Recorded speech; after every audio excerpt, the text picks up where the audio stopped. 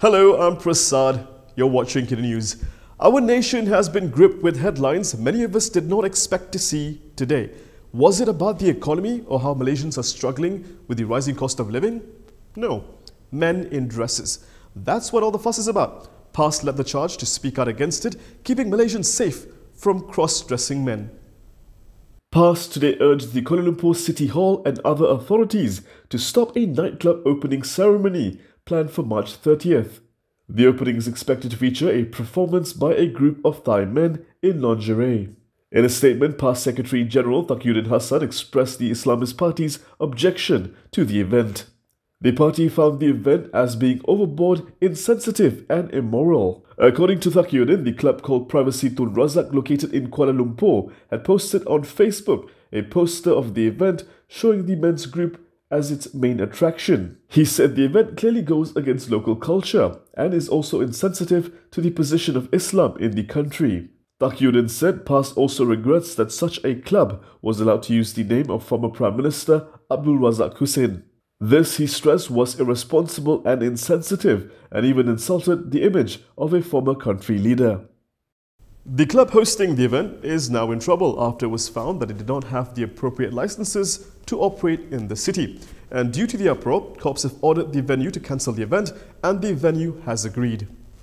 The nightclub, planning to feature a performance by a group of Thai men in lingerie, does not have an entertainment license. This is according to an aide to Prime Minister Anwar Ibrahim. Azman Abidin added that the club has not applied to host entertainment activities. Azman, who is one of Anwar's political secretaries, said the Privacy Club's restaurant license also expired in 2021. The Kuala Lumpur City Hall is in the process of carrying out checks to take enforcement action in the event there has been any violation of terms and conditions by the organiser. The federal territories are now managed by a department under the Prime Minister's department. The Privacy Club is reportedly inviting Thai Hot Guy, a group of buff male performers from a popular restaurant in Thailand, for their grand opening on March 30th. The event was reported by a local web portal as well as a nightlife social media account, but was missing from the Privacy Club's Facebook page on checks by Malaysia Kini today. The club's Facebook page shows that it held a grand opening in September last year and several other musical performances since then. News of the event has since triggered an uproar from PAS, which objected to the event.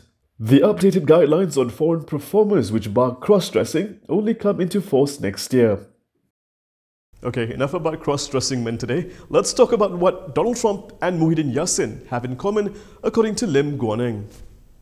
Lim Guan Eng has warned Perikatan Nasional chief Muhyiddin Yassin against mounting a racially charged election campaign. Lim spoke to reporters after lodging a police report against Muhyiddin at the Dangwangi District Police Station today. Lim filed a report to prevent the Albukhary Foundation's tax-exempt status from being used as campaign fodder for the upcoming 6 state elections. It will still be used as campaign fodder for like their... No, that's why we have to stop this. If we do not stop this, they will use it in the next state elections. I think that is very dangerous, extremely dangerous, and this is something that we must stop. You want to campaign, please campaign based on facts. Don't be like Donald Trump. Campaigns based on lies. And that's why we hope that at least run a clean campaign, run a positive campaign, not one based on lies, hate and fear. On March 9th, Muhyiddin accused Lim of revoking the Albukhary Foundation's tax-exempt status when Lim was finance minister. So when you say things like that, it creates an atmosphere that is very unhealthy. Because as I said previously, this is a non-Muslim minister of finance cancelling the tax exemption for an Islamic charitable institution. That is very sensitive. Number one, if it's true. The worst thing if it's not true. And now no matter how much damage control you do, how much explanation we say this is not true, the damage out there is already done. Lim said Muhyiddin has refused to retract the accusation even after Prime Minister Anwar Ibrahim's statement in Parliament yesterday.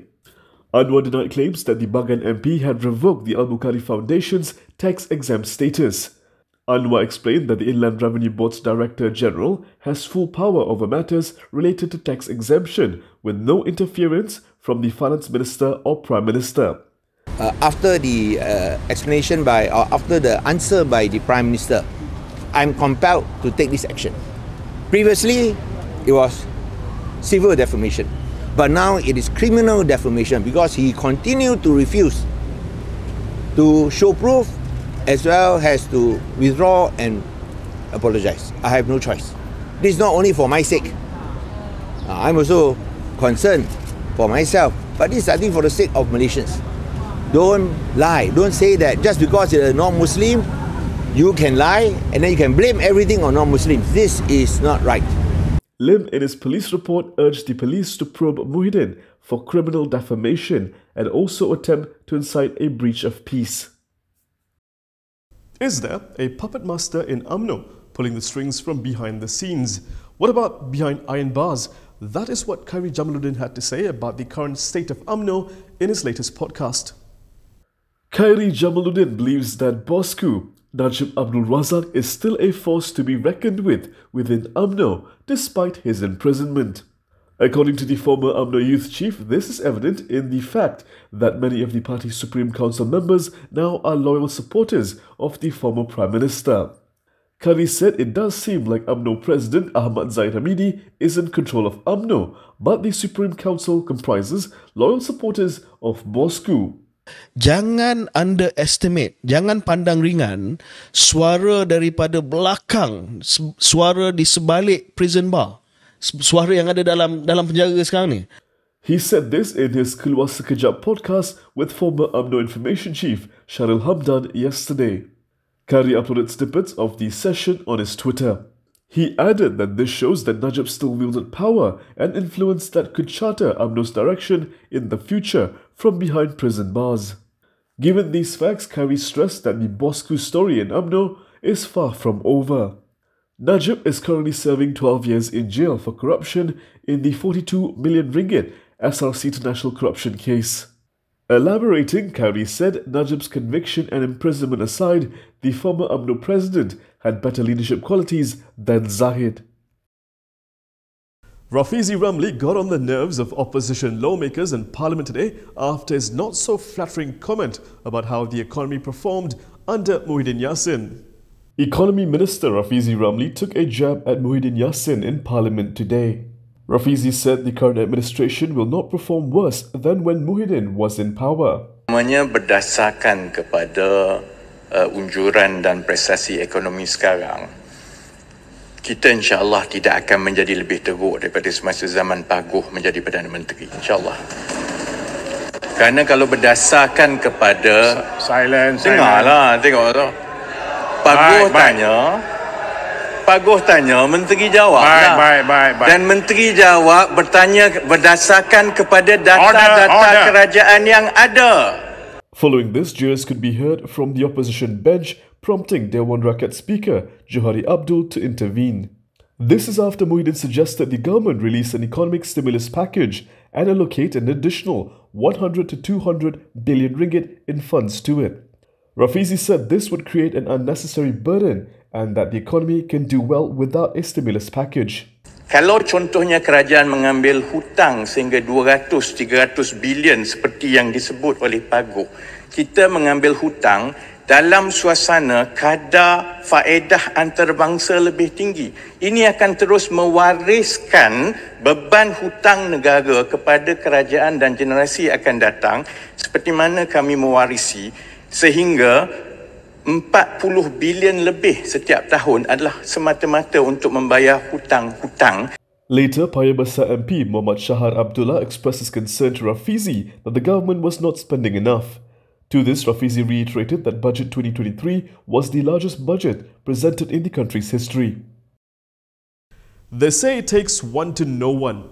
With that said, that has nothing to do with our next story, which is about Mahathir trying to convince Malaysians Anwar has been rather dictatorial in his leadership style. Dr. Mahathir Mohamad said it is a government leader who should be arrested for sedition. Mahathir said this without mentioning Prime Minister Anwar Ibrahim's name. Mahathir was responding to former UMNO lawmaker Nazri Abdul Aziz, who wanted him to face the music under the Sedition Act for allegedly sowing hatred against the government. Taking to Twitter, Mahathir reiterated his criticism against the government. He has blamed the government for several venues cancelling the booking for his public gathering to lodge a proclamation on the issues faced by the Malays. On Monday, Malaysia Kini revealed how the former Prime Minister had taken Anwar's warning of zero tolerance against those who fan racial and religious flames out of context. Mahathir also responded to those who pointed the finger at him for the security crackdown dubbed Operasi Lalang. The crackdown witnessed more than 100 politicians, activists and others detained without trial in 1987. Mahathir said the parties in Pakatan Harapan had always blamed him for Ops Lalang, but when it served their objectives, they very gladly accepted him as a colleague and also as the candidate to be their Prime Minister. As before, he repeated his denial of ordering the mass arrest despite being Prime Minister. He noted how the then Inspector General of Police Hanif Omar had confirmed this. The Ops Lalang issue resurfaced when Mahathir accused Anwar of being dictatorial over the public gathering. This prompted various quarters to argue that Mahathir did not have the right to make such allegations given his checkered past. In a bid to showcase his purported tolerant leadership, Mahathir recalled that when he had sacked Anwar as his deputy in 1998, Anwar was not prevented from holding demonstrations. However, Anwar, who was given the marching orders on September 2, 1998, was detained under the ISA 18 days later. TikTok has had a critical role in Malaysian politics lately, but this does not mean the company will be taking orders from the government when it comes to content moderation. TikTok Malaysia has assured that it will not adhere to orders from the government regarding its operations. Its public policy head, Hafizian Tajuddin, said that the government has not attempted to interfere in its operations thus far. He said they are guided by their community guidelines and have a strict policy against taking instructions from the government. Speaking at a panel session yesterday titled Tackling Hate Speech Online, he added that TikTok Malaysia's guidelines are a global standard. Hafizin also said that any engagement done with the Communications and Digital Ministry and its Minister Fahmi Fadzil has been in TikTok's capacity as a stakeholder in the Malaysian Communications and Multimedia Commission. He said an area that TikTok has been working with the government is in fighting disinformation and misinformation. This comes after an increase in provocative content on TikTok the week after G15, which was not taken down. Hafizin maintained that TikTok had managed to take down 95% of provocative content, with leakage at 5%.